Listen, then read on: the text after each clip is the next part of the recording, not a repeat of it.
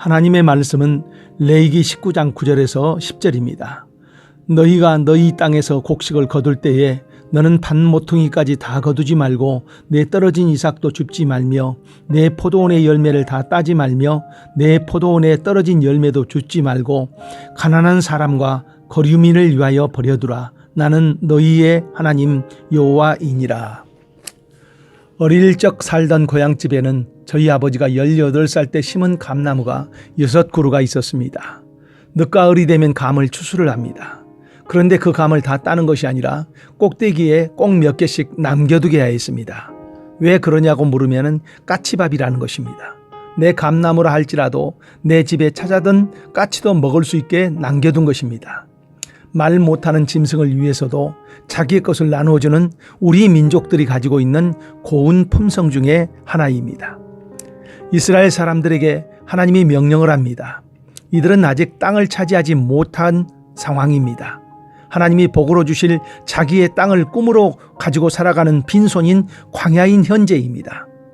그런 이들에게 하나님은 앞으로 자기의 땅을 소유하고 살 때 가져야 할 마음을 미리 말씀합니다. 그 내용은 추수를 할 때 반 모퉁이는 남겨두라, 이삭을 줍지 말라, 포도원의 열매도 다 따지 말고 남겨두라. 그 이유는 가난한 사람과 이방인을 위한 배려를 하라는 것입니다. 우리에게는 움켜진 손이 있습니다. 출애굽한 이스라엘 백성들에게 하나님은 매일의 양식인 만나를 내려줍니다. 매일 아침 해 뜨기 전에 거둬야 합니다. 그리고 하루치만을 거둬야 합니다. 그런데 욕심이 생긴 사람들이 며칠 먹을 분량을 거두자 만나는 그 다음날 벌레가 생기고 냄새가 났다고 합니다. 움켜쥐려고 하는 손이 문제를 일으킨 것입니다. 우리 사회를 보면은 자신의 것만 움켜쥐는 것이 아니라 남의 것도 움켜쥐기 위해서 현란한 언어로 속이기까지 하는 사람들이 있습니다. 내가 움켜쥔 것이 나의 장래를 분명히 보장해 줄 수 있을까요? 내가 움켜준 물질이 나의 인생이 끝날 때 나를 끝까지 인도해 줄 수 있을까요? 그 물질이 나를 따라올 수나 있을까요?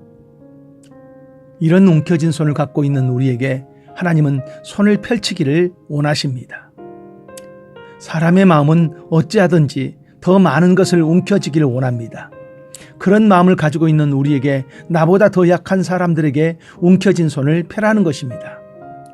내가 가지고 있는 것을 악착같이 모으는 것이 아니라 일부분은 나누어 주라는 것입니다.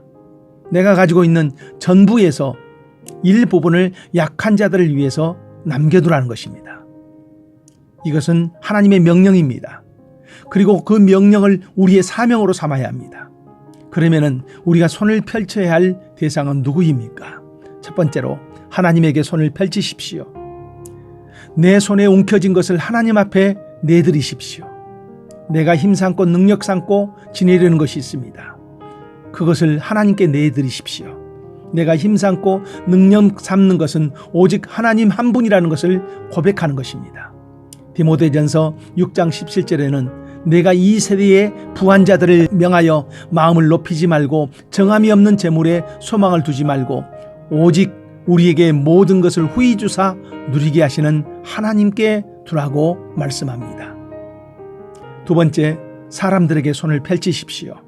나보다 약한 사람들입니다. 물질은 사람의 마음을 열 수 있게 하기도 하는가 하면 동시에 사람의 마음을 닫게 하기도 합니다.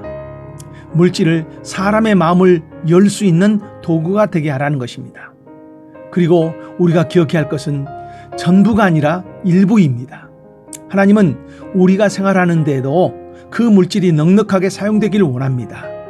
그러나 일부분은 약한 사람을 위해서 사용되기를 원하고 있습니다. 잠언 14장 31절에는 가난한 자를 학대하는 자는 그를 지으신 이를 멸시하는 자요 궁핍한 사람을 불쌍히 여기는 자는 주를 공경하는 자니라 말씀하고 있습니다.